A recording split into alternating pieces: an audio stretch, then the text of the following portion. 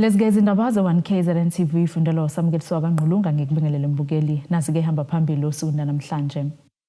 Ikhishwe ngebheyili inkosi esolwa kwelokubulala siphonsoleke inselelo ngeziqu isikhungo kanti iDurban July izofukela umnotho weTheku. Enkantolo eMantshi yaseMpendle imkhipheke ngebheyili ka-25,000 amarandi oyinkosi yesizwe sakwaNxamalala uSimphiwe Zuma ongomunye wabasola abahlanu abanukwa ekubulaweni kaNdunankulu wesizwe.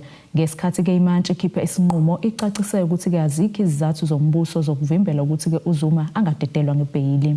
Indodana yeNdunankulu yesizwe samaNxamalala eMpendle eyabulawa ithi kubhlungu ukubona inkosi yesizwe idedelwa ngebheyili. Inkosi uSimphiwe Zuma komunye wabasolwayo ngokwakhe izitulo nokubulala indunankulu yesizwe sakhe okusola umbango wokudayisa komhlaba kanti namuhla udedelwe ngebheyili enkantolo yeMantshi eMpendle. Bona kuthina kubhlungu ngendlela esizwe ngayo ufakazi obuthulwe amaphoyisa ngendlela aphenye ngayo, but ke sizolandela lokhu okushiwo umthetho ngoba wona uyazi ukuthi umsebenzi wawo wenza kanjani. Thina ngeke singaba nombono ukuthi mhlambe lokho kwenzekile njengamanje umthetho wenze ngenye indlela siboni vele ngasolinye, kodwa ke ngicabanga ukuthi okwenziwa umthetho uyazi ukuthi wenzani. Indodana kaMufi ithi sebethembe ukuqulwa kwecala. Esibhlungu kakhulu ngoba lokho kwenza njengamanje sasingakulindele ukuthi kuzovela kanje, sasibheke engxenye noma kwelinye isayidi ukuthi mhlambe singase sizwe, kodwa uma ngabe kuphuma ngalendlela okwenzeka ngayo njengamanje kushiya sidumele kakhulu. Sinembuzo eminingi ukuthi okwenzekile kwenzeka ngasizathu sinlesi namanje singakakutholi ngoba icala lumphiko, kodwa besifisa ukuthi ekugcineni inkantolo uma kuukuthi igcina ngokuthatha isinqumo sazi ukuthi ene kahle isizathu sokuthi abulawe kwakhulu.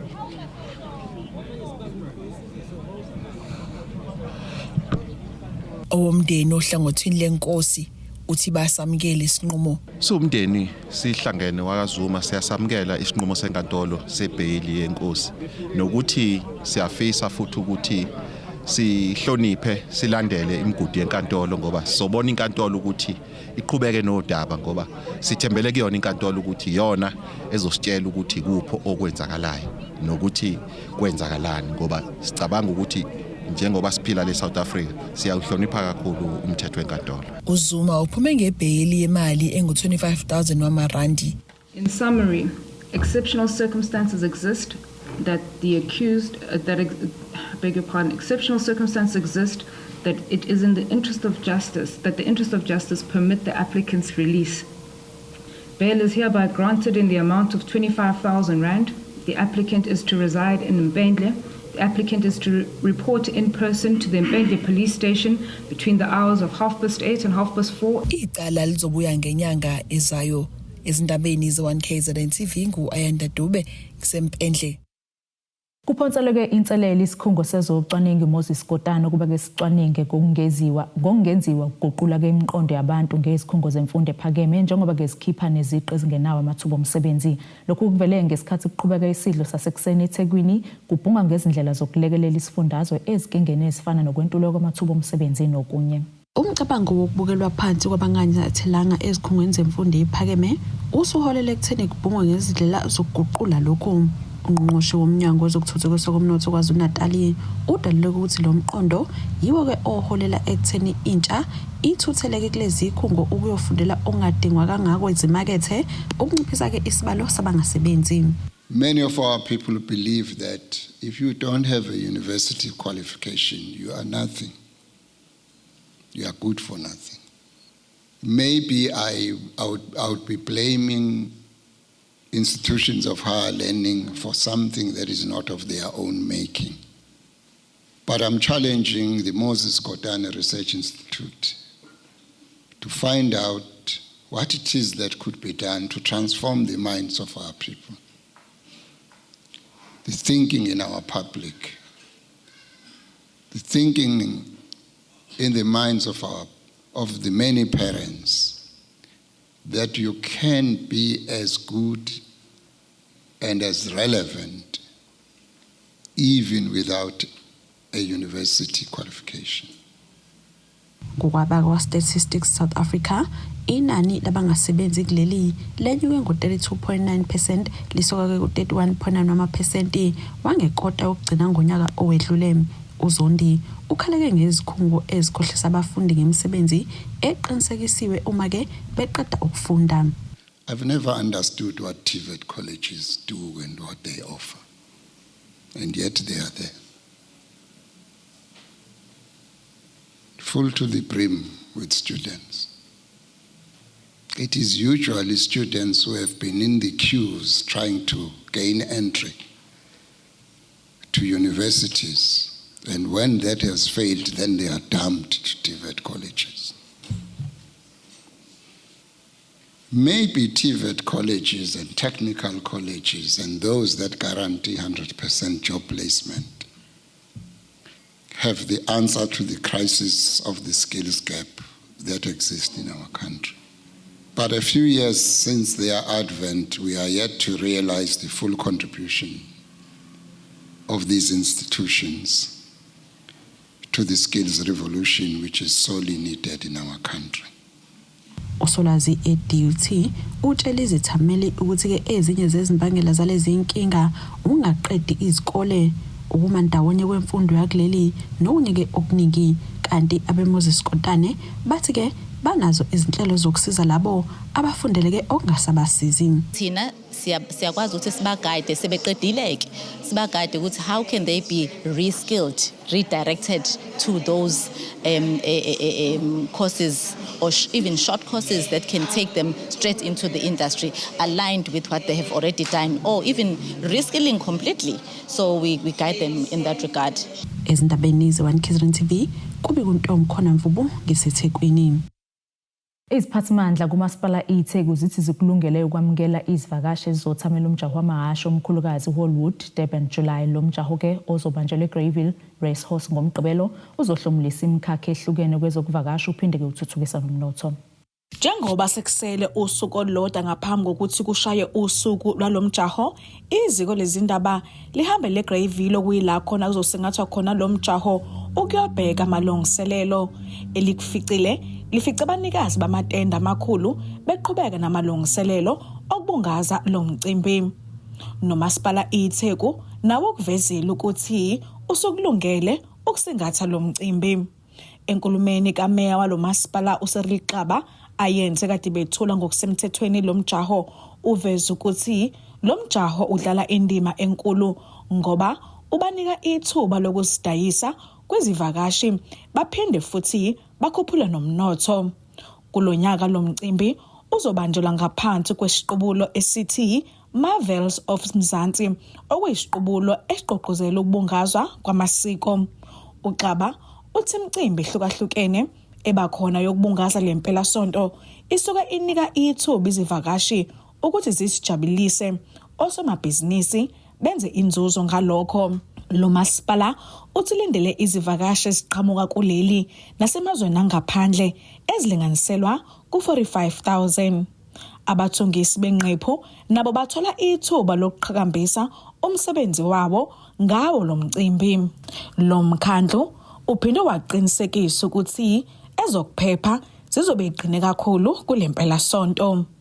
Ngotebogo Sibisi wezindaba ze-One KZN TV ku-Channel 261 ngiseGreyville eThekwini. Izinyunyana zothisha azenemeke ngokuqasha kwalowo obesule esikhundleni sokubhekelela izimali eminyangweni ozokubusa ngobusana nezindaba zomdabu uYali Joyi, nokuvele ukuthi ke ubephenywa yilo mnyango. INATU, ISATU kanye neNAPTOSA bathi ke lo mnyango ubhekene nezinkinga ezibucayi kwezezimali ukuthi ke ungaqasha umuntu osule ngenxa yophenyo.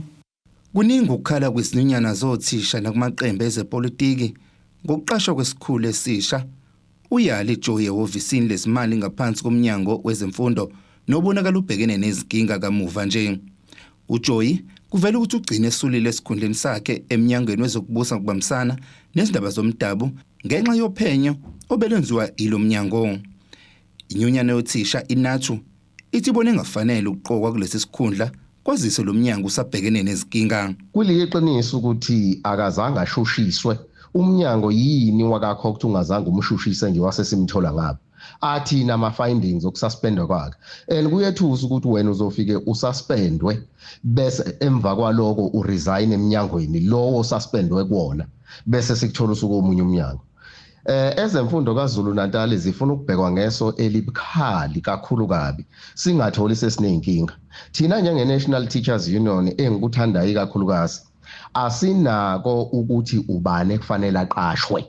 Kodwa sinenkinga makuqashwa umuntu onefela iminyama ekhanda lakhe elingakacaciswa naye engakazi prove ukuthi impela yikho inkinga. Kanjalo nenyunyana yothisha iSATU iyakuchitha kakhulu ukuqokwa kwalesi sikhulu ngenxa yokusula kwaso emva kophenyo. Kanti iSATU ithi umnyango kuzomela ucacise makungenjalo iSATU ifuna umvikelo womphakathi angenelele eqashweni kwalesi sikhulu. It would have been better if there is a report or if she had allowed herself or subjected herself to the processes.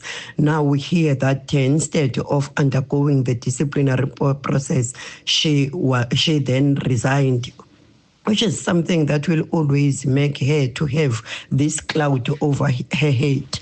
And which is why now we're raising all these concerns. Department yasokolela ayina mali ingathi ngathola umuntu one integrity. That is why our call to the Department of Education is to come out clean regarding this appointment, failing which the Union SATU will be seeking intervention of the Public Service Commission, for example, as well as the Public Protector.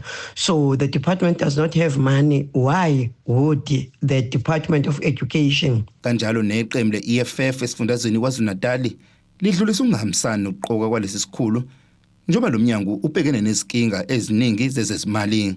EFF KwaZulu Natal ishaqekile futhi iphoxekile ngokuqokwa kukaMiss Yali Joy ukuthi asebenze njengomphathi wesikhwama we-Department of Education. Umuntu ofana noYali Joy osuke kwi-department yakaCOGTA ngama-allegations of corruption akakufanele nakancane ukuthi angaphatha izimali ikakhulukazi zomnyango we-Department of Education. Nizokhumbula ukuthi umnyango we-Department of Education uphethwe zinkinga eziningi ezithinta zona izinto zezimali. Kuzokhumuleka ukuthi kuphazamisekile ukubhala kwezivivinyo zesigamu sonyaka ngenxa yembhikisho yothisha kulandela ungayitholi imali yezikole. Ezindabeni ze-KZN TV kubikuthi abantu maphumulo eRichards Bay. Asithishelele etolo sibasiqhubeke nazo indaba zethu.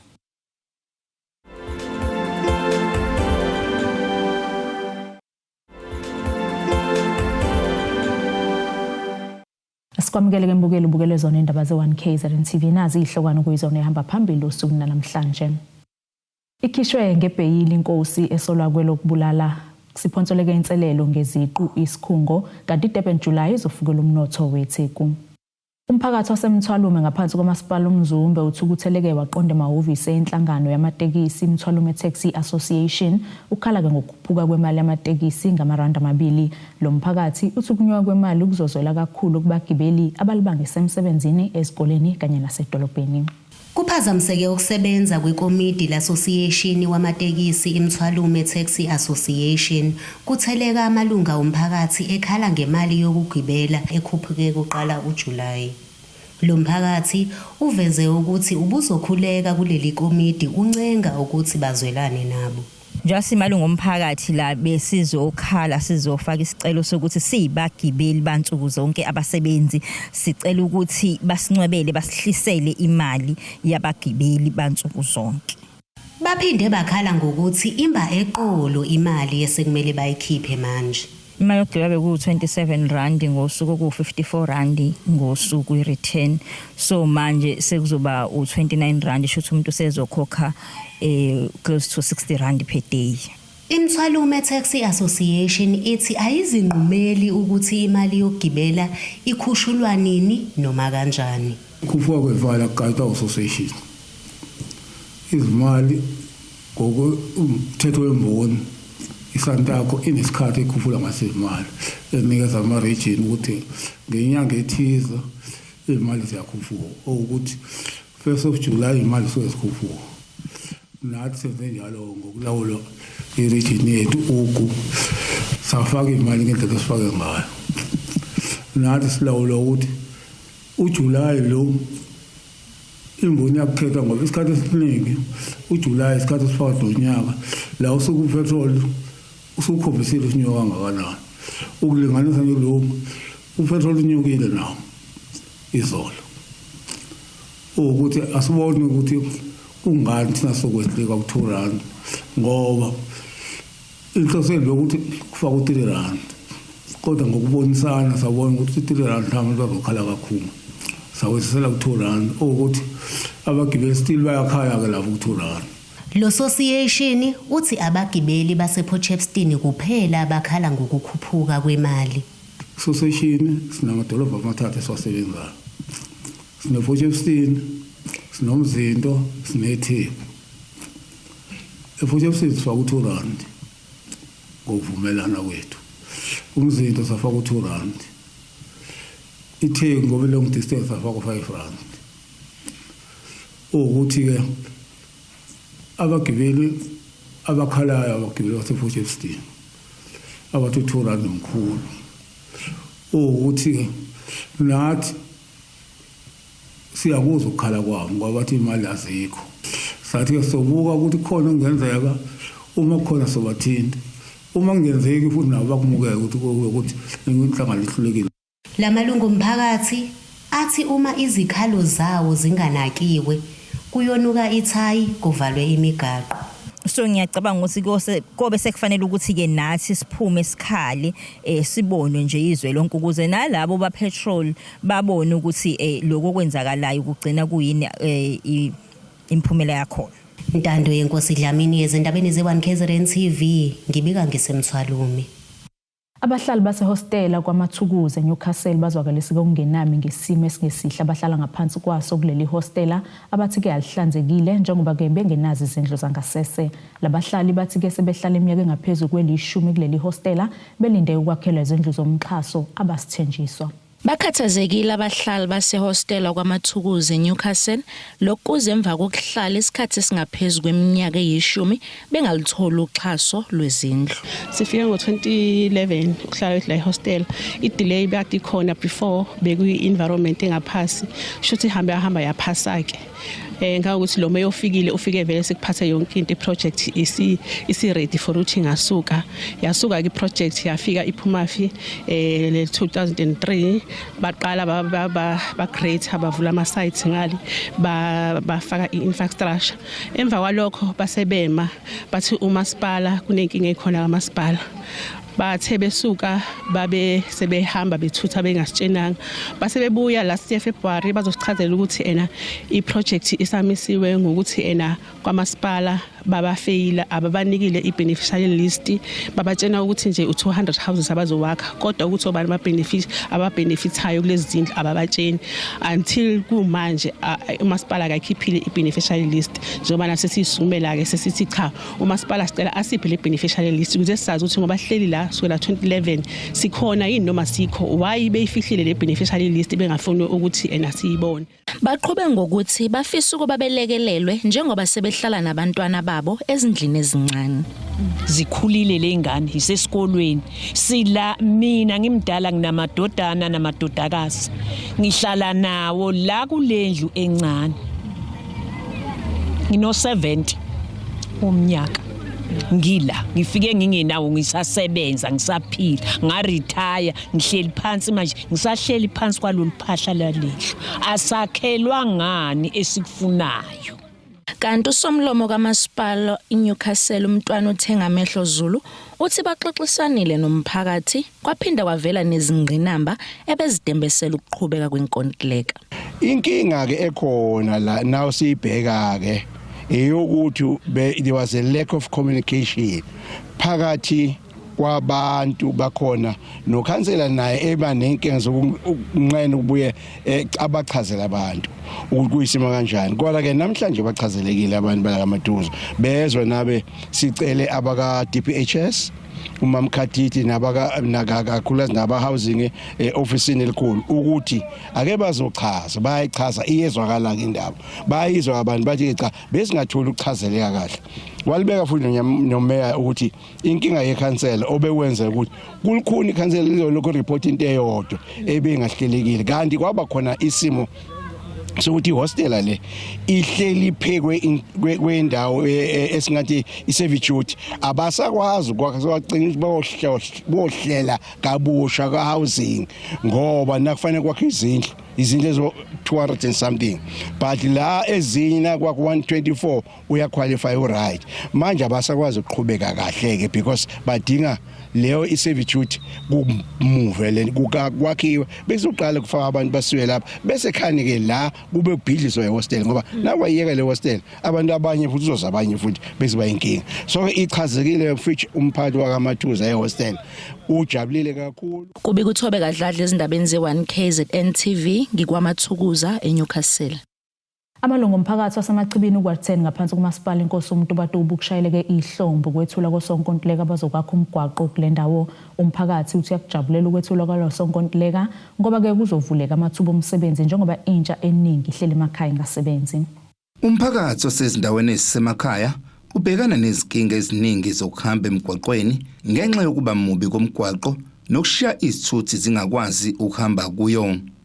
Lokhu akuphazamisa izithuthi zomphakathi kuphela kepha nabafundi abaya esikoleni baphazamiseka uma izulu lina. Umasipala inkosi uMtubatuba uhlabiso ilokulungiswa kabusha komgwaqo okuwathene emachibini. Umphakathi wakulendawo ushayela ihlombe lokhu ngoba kuzoletha intuthuko kuphinde kunike nentsha amathuba omsebenzi. Ekungibeka la ngenjabulo enkulu nentokozo enkulu ukuthi sithola ukuthi sizoba nomgwaqo omuhle ngoba sihamba umgwaqo omubi ukhukhulwe izimvula ekungijabulisayo nokuthi ngoba kuzoba nalomgwaqo kuzoba nentuthuko enkulu nabantwana bethu ngahle bethola amathuba omsebenzi ngoba kungekho lutho okubekwe etafuleni. Siyabonga kakhulu lokho kuqhamuke nomasipala wakithi inkosi uMtubatuba kanye nemeya yethu ukuthi bezothuthukisa umphakathi wethu ngoba imigwaqo siyayidinga kakhulu. Imigwaqo iyona isisekelo sentuthuko ngoba phela uma ingekho imigwaqo intuthuko ngezifike kanti zonke izinto ziqhamuka ngawo umgwaqo. Imeya lomasipala umxolisi Mthethwa uthi babone kufanele ukuthi bawulungise lo mgwaqo ohlanganisa izigodi ezintathu njengoba bekuphazamisa nesikole ezingaphesheya kwebhuloho futhi usale umushekile emva kwezivulo ezinamandla. Umsebenzi omkhulu womgwaqo umgwaqo o8 kilometers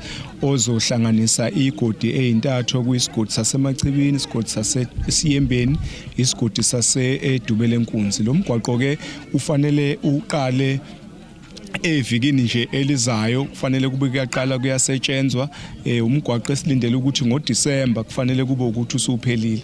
Inhloso ke enkulu esithe asuthathe lo mgwaqo ingoba uba nenkinga uma ngabe imvula ina kakhulu la khona abantwana bengakwazi ukufinyelela esikoleni. Kunezikole ngale ezisesiyembeni ezimbili esithe akufanele sikwazi ukuthi siprioritize wona ngoba uma imvula ina kakhulu abantwana bakwazi ukufinyelela esikoleni. Imvula ziwumoshe kakhulu umgwaqo kulezi insuku la khona abantu bengakwazi ukufinyelela emakhaya. Lo masipala uveze ukuthi uzibophezele ngokulungisa yonke imigwaqo ngekho esimeni njengoba uphinde wadlulela ku Ward 14 na ku Ward 15 ukuhlaba isoil lokulungiswa kwemigwaqo.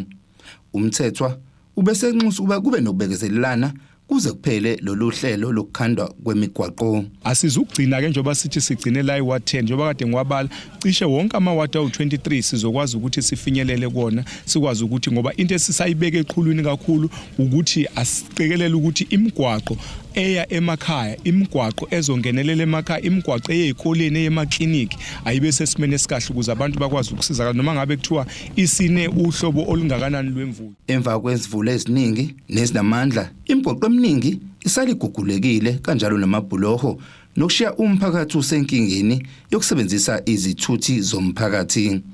Ezindabeni ze1KZN TV kubikuthi abantu maphumulo eMtubatuba. Siphinde futhi sayitolo sobe siqhubeke nazo indaba zethu.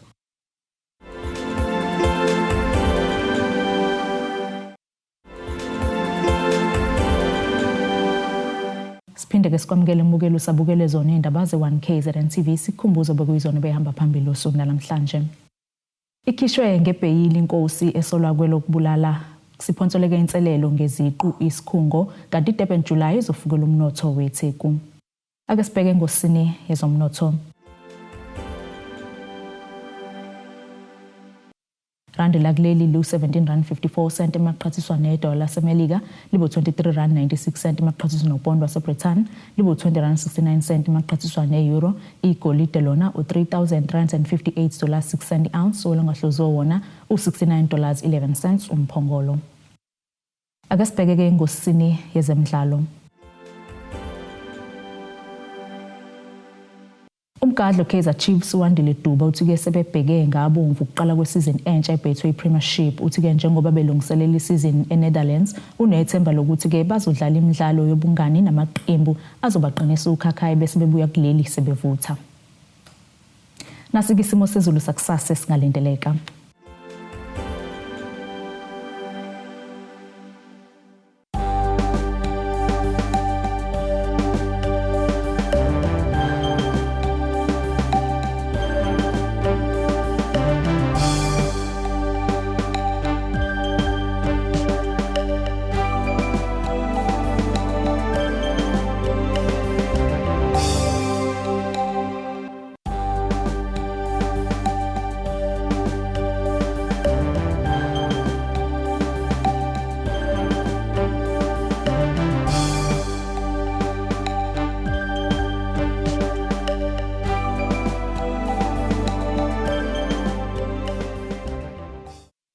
Bukelikeze aguqe bese kuphathele zona usuku namhlanje mina nawe sohlangana kusasa futhi ngase isikhathi esifanayo sale kahle.